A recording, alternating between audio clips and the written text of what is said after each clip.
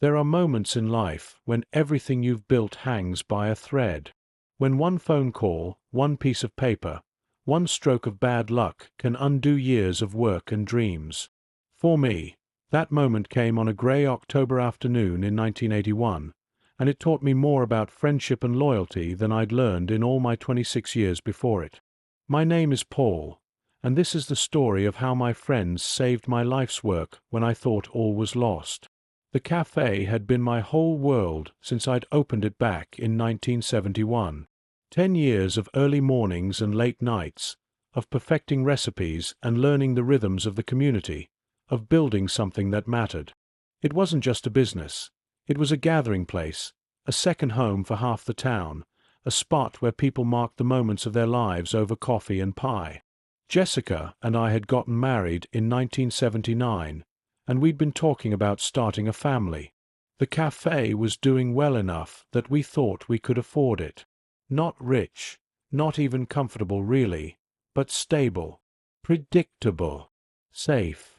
Until that Tuesday in October when everything fell apart. I was behind the counter, mid-afternoon lull, wiping down the coffee machine while the radio played softly in the background. Eddie Rabbitt's "I Love a Rainy Night" was on, which was ironic because it was a beautiful fall day outside, the kind where the leaves were peak color, the air was crisp, and everything felt right with the world. The mailman came in like he did every day around 2 o'clock. Carl Peterson worked the route for 15 years, always ordered black coffee and whatever pie we had that day. Good guy, reliable as sunrise. But that day, Carl's face was different when he handed me the mail. Sympathetic, almost pitying. He didn't order his usual coffee, just gave me the stack of envelopes, touched his cap, and left without a word. I knew something was wrong before I even looked through the stack. The letter was third from the top. Official-looking envelope, return address from Baxter Properties Management. My landlord. I opened it right there at the counter, and the words might as well have been written in fire for how they burned into my brain. Rent increase. Effective December 1st. From $800 a month to $1,800 a month. I read it 3 times, certain I was misunderstanding. But no, there it was in black and white. More than double. No explanation beyond vague references to market rates and property improvements. My hands were shaking when I set the letter down. The math was simple and brutal. There was no way I could pay $1,800 a month. The cafe brought in enough to cover $800, pay my suppliers, pay my one part-time employee, and leave Jessica and me enough to live on modestly. But $1,800. It was impossible. Completely, utterly impossible. I thought about the letter I'd received 6 months ago, the one where Baxter Properties had informed all their tenants that they'd been bought out by some bigger company from Boston. New management. The letter had said cheerfully, "Same great service." This was their same great service. Pricing out all the small businesses, the local shops, the places that had been here for decades, making room for whatever corporate chains would pay their inflated rents. Jessica came in around 4. She'd been at the library where she worked part-time, and found me sitting at the counter, staring at nothing, the letter crumpled in my fist. She read it once and went pale. She was a month pregnant, though we hadn't told anyone yet. We'd been so happy that morning, talking about names, about how we'd convert the spare room upstairs into a nursery. Now all of that felt like it was happening to different people in a different life. We stayed open until closing time at 8, going through the motions. The regulars came and went. Frank Morrison getting his evening coffee before heading home from the gas station, Sally Henderson picking up a sandwich for her dinner, Tommy Chan stopping by after closing up the hardware store. Normal Tuesday evening. They all chatted and joked and didn't notice that my smiles were mechanical, that I was somewhere else entirely. After we locked up, Jessica and I sat in the empty cafe and tried to figure out a solution. We ran the numbers every way we could think of. If we raised prices, we'd lose customers. People didn't have much money in our town, and they came to the cafe partly because it was affordable. If I let go of my part-time helper, I'd be working 20-hour days and still couldn't make up the difference. If we dipped into our meager savings, we'd drain them in 2 months and then be right back where we started. There was no solution. The math didn't work. By midnight, we'd accepted the reality. We'd have to close the cafe. I'd have to find another job, probably working for someone else, starting over from nothing. 10 years of building something, gone. Jessica cried that night, and I held her, and I felt like I'd failed at the one thing I was supposed to be good at: providing, protecting, building a future for my family. The next morning, I opened up like usual because I didn't know what else to do. Frank Morrison was my first customer, 6 a.m. on the dot, like always. He took one look at my face and set down his coffee cup. He asked what was wrong, and something in his voice, the genuine concern, the fatherly warmth, broke through the wall I'd been trying to keep up. I showed him the letter. Frank read it slowly, his jaw tightening with each line. When he finished, he looked at me with an expression I'd never seen on his face before. Anger, but not at me. For me. He asked what I was going to do, and I told him the truth. There was nothing I could do. I'd have to close. Frank was quiet for a long moment. Then he stood up, took his coffee, and left without another word. Didn't even pay. I assumed he was upset, maybe didn't want to get involved in my problems. But 30 minutes later, he came back. And he wasn't alone.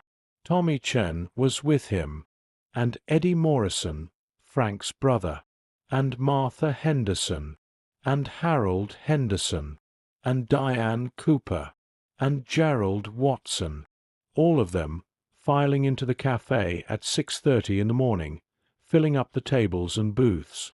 Frank stood at the counter and told me to close the cafe for the morning.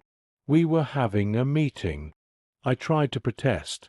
I had customers to serve, a business to run, even if it was only for another month. But Frank just shook his head and flipped the sign on the door to closed. For the next 3 hours, we sat together in that cafe and talked. I explained the situation in detail, the rent increase, the impossible math, the lack of options. I showed them my books, laid out everything honestly. I'd never shared my finances with anyone except Jessica, but these people weren't just customers. They were friends. They were family, in all the ways that mattered. And then they started solving the problem. Tommy Chen spoke first. He'd been running the hardware store for 20 years, and he'd seen this kind of thing before. Big companies coming in, buying up properties, squeezing out the locals. There was only one solution, he said. We had to buy the building. I almost laughed. Buy the building. I could barely pay the current rent, let alone come up with a down payment on a property purchase. But Tommy held up his hand. He'd already done the research. The building was owned by Baxter Properties Management, but they'd be willing to sell if the price was right. He'd made some calls that morning. Tommy knew people everywhere, and he'd gotten a number. $40,000 for the building and the lot it sat on. $40,000 might as well have been 40 million. I didn't have it. Had maybe 2,000 in savings, and that was supposed to be our emergency fund. That's when Martha Henderson spoke up. She and Harold had some money saved. They were retired teachers, had their pensions, and they'd been putting away money for years. They could contribute $5,000. I started to protest. I couldn't take their retirement savings, but Martha cut me off. This wasn't charity, she said. This was an investment. The cafe mattered to the community. It was where people gathered, where they celebrated and mourned and connected. Losing it would hurt everyone, not just me. Frank Morrison said he could put in 3,000. Eddie Morrison matched his brother. Tommy Chun said he'd contribute 4,000. Diane Cooper, who'd been a struggling single mother when I first met her, but had since remarried and gotten stable, said she could give 2,000. Gerald Watson, who lived on a fixed income and had so little money he counted pennies, said he could contribute $500. When I tried to refuse, he needed that money more than I did. He looked at me with those sad, wise eyes and said that after his wife Eleanor died, this cafe had been the only place he didn't feel alone. It was worth $500 to him. Worth more than that. Sally Henderson pledged 1,000. Marcus Brown, who I'd gotten to know during the blizzard of '78 and who'd become a regular whenever he was in town visiting his mother, said he could contribute 1,500. People kept speaking up. The young couple who'd celebrated Mary's graduation here, Dorothy and her mother, had pooled resources for $1,000. Even Bobby Martinez from high school, who'd moved away but still visited when he could, called in a pledge of 500 when someone reached him by phone. By 9 o'clock that morning, we'd raised $28,000. Still short, but closer than I'd ever imagined possible. Tommy Chan said he'd talked to the bank about a loan for the remaining amount. With $28,000 as a down payment and the building itself as collateral, he thought we could make it work. He knew the bank manager. Of course he did. Tommy knew everyone, and he'd make it happen. But there was another problem. Even if we bought the building, even if we got the loan, I still had to come up with the money to pay back all these people who'd invested in the cafe. And I had to keep the business running while we sorted everything out. That's when Frank Morrison proposed the solution that would define the next phase of my life. He suggested we form a cooperative. Everyone who'd invested would become part owners of the cafe. Not just silent investors, but actual stakeholders with a say in how things ran. We'd split the profits proportionally based on investment, after expenses and my salary. It wouldn't make anyone rich, but it would mean everyone had skin in the game. Everyone benefited when the cafe did well. More importantly, Frank said, it would mean the cafe truly belonged to the community. It would be our place, collectively. A business owned by the people who loved it and depended on it. I looked around that room at all those faces, people of different ages and backgrounds and circumstances, united by their belief in something bigger than themselves. People willing to risk their hard-earned money on a dream that wasn't even originally theirs. I couldn't speak. My throat was too tight, my eyes too full of tears that I was trying hard not to shed. Jessica, who'd been sitting beside me the whole time, squeezed my hand and answered for both of us. Yes, yes, we'd do it. We'd form the cooperative, we'd buy the building, we'd make this work together. The next 6 weeks were a blur of paperwork and negotiations and more late nights than I could count. Tommy Chan negotiated with Baxter Properties, eventually talking them down to $37,000 for the building. He and Frank Morrison met with the bank manager and somehow convinced him to give us a loan for the remaining $9,000, with the building as collateral and the cooperative members as co-signers. During this time, the cafe stayed open. Business as usual, even though nothing was usual. The cooperative members, we'd officially incorporated under Massachusetts law as Paul's Cafe Cooperative, started having weekly meetings. We'd gather after closing hours, sitting around tables pushed together, discussing everything from menu changes to maintenance needs to long-term strategy. It was chaotic. 20 people with 20 different opinions about how things should run. Martha thought we should expand the breakfast menu. Tommy wanted to add a lunch special board. Eddie suggested we start staying open later on weekends. Diane had ideas about marketing and advertising, but somehow it worked. Because everyone was invested, literally and figuratively, everyone cared deeply about making it succeed. The arguments were passionate but never mean-spirited. We were all working toward the same goal. On December 1st, 1981, the day the rent increase would have taken effect, we closed on the purchase of the building. I stood in a lawyer's office signing papers, and when it was done, we owned, the cafe and the building it sat in. That evening, we had a party. Everyone in the cooperative came, and they brought their families.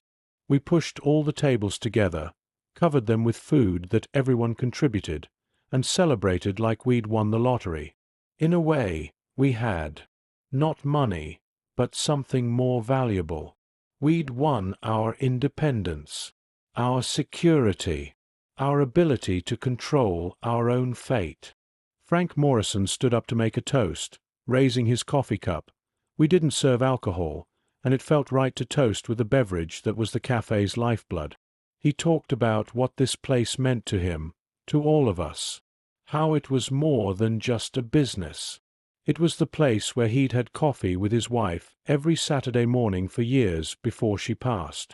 Where he'd taught his son to tie his shoes at that corner booth. Where he'd celebrated his grandson's birth and mourned his brother's death and lived 1,000 ordinary moments that added up to a life. He said that in a world that was increasingly corporate, increasingly impersonal, increasingly focused on profit over people, we'd done something radical. We'd taken ownership, literal ownership, of a piece of our community. We'd proven that people working together could stand up to corporate greed and win. And most importantly, he said, we'd demonstrated what real friendship meant. Not just sharing good times, but standing together when things got hard. Putting your money and faith and trust in someone because you believed in them. I tried to respond to thank everyone properly, but I couldn't get more than a few words out before the emotion overwhelmed me. Jessica stood up beside me and spoke for both of us, thanking everyone not just for their financial investment, but for their belief in us, their willingness to take a risk on a dream. The cafe continued to thrive under the cooperative model. We made changes, some of Martha's menu suggestions, Tommy's lunch specials, Eddie's extended weekend hours. Everyone contributed ideas, and the best ones got implemented. The cafe evolved, grew, adapted. But more than that, it became something even more special than it had been before. Every cooperative member felt ownership in a real, tangible way. They'd stop by not just as customers, but as stakeholders, making sure things were running smoothly, pitching in when needed, spreading the word about the place they'd invested in. Word got around town about what we'd done, how the community had banded together to save a local business from corporate takeover. Other small business owners started asking questions, interested in the cooperative model. The local newspaper did a story about us. We even got a mention in the Boston Globe. But the real victory wasn't the publicity. It was simpler than that. It was Frank Morrison still coming in every morning at 6 a.m. for his coffee, but now sitting a little straighter, a little prouder, because this was his cafe too. It was Martha Henderson bringing in recipes from her grandmother's cookbook, suggesting we try them as specials, and seeing them become customer favorites. It was Tommy Chan fixing the leaky faucet in the bathroom without being asked, and refusing payment because this was his investment, his responsibility. It was Gerald Watson, who'd contributed $500 he could barely afford, sitting at his usual spot and smiling more than he had since his wife died, because he was part of something again. It was Diane Cooper bringing her kids in after school and teaching them about business and community, and what it means to invest in something you believe in. The baby Jessica was carrying, our daughter Emma, was born in May 1982. We brought her home to the apartment above the cafe, and she grew up in that building, literally. Her first steps were taken on the cafe floor after hours. Her first words were learned listening to customers chat. She colored at the corner booth while Jessica and I worked, surrounded by the extended family of the cooperative. And when Emma was old enough to understand, we told her the story about the letter that almost destroyed everything. about the friends who refused to let it happen, about the community that came together and said, "Not here, not this place. This matters too much." I'm 73 now, and the cafe is still running. I retired from day-to-day operations 10 years ago, but I still own my share of the cooperative. Emma runs it now. She took over in 2015, became the first second-generation owner in Paul's Cafe cooperative history. The original cooperative members are mostly gone now. Frank Morrison passed in 1995. Martha Henderson in 1983. Harold followed her a few years later. Tommy Chan and his family moved away. Gerald Watson died peacefully in 2001. Eddie, Diane, Marcus. One by one, they've left us or left town. But new members have joined. As original investors passed away or moved on, their shares were offered first to their families, then to other community members who wanted to be part of something special. The cooperative has 23 members now, ranging in age from 30 to 85. Some of them never even met the original members, but they all know the story. They all understand what this place represents. Young people today, they hear about the gig economy, about disruption, about creative destruction and market forces, and all these impersonal terms that make it sound like losing your livelihood is just the natural order of things. Like you should just accept it and move on. But what I learned in 1981 was different. I learned that you don't have to accept it. That when you have friends, real friends, the kind who'll put their money and faith on the line for you, you can fight back. You can win. Not always, maybe not even usually, but sometimes. And sometimes is enough. I learned that the word community isn't just a nice sentiment. It's a verb. It's something you do, something you build, something you invest in, financially, emotionally, spiritually. It's choosing to bind your fate to others, to say, what happens to you matters to me, and mean it enough to back it up with action. I learned that a business can be more than just a transaction between owner and customer. It can be a shared dream, a collective effort, a demonstration of what's possible when people work together towards something they all believe in. Most importantly, I learned that the relationships you build matter more than the things you build. The cafe could have burned down, could have been torn down, could have failed for 100 different reasons. But the friendships forged in saving it, those couldn't be destroyed. Those were permanent, eternal, more valuable than any property or profit could ever be. Every time I walk into that cafe now and see my daughter behind the counter, see the cooperative members gathered for their monthly meeting, see new customers becoming regulars and regulars becoming friends and friends becoming family, I think about that October day in 1981. I think about the letter that threatened to destroy everything.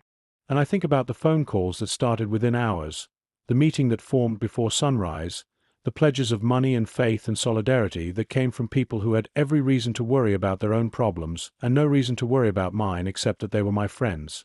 That's what friendship meant in 1981.